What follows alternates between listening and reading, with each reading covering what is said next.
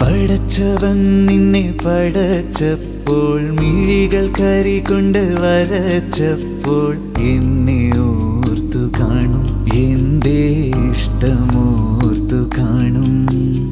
മുടിച്ചുരുൾ കൊണ്ട് നിറച്ചപ്പോൾ കവിൾ ചുഴികൾ തുളച്ചപ്പോൾ എന്നെ ഓർത്തു കാണും, എൻ്റെ മോഹമോ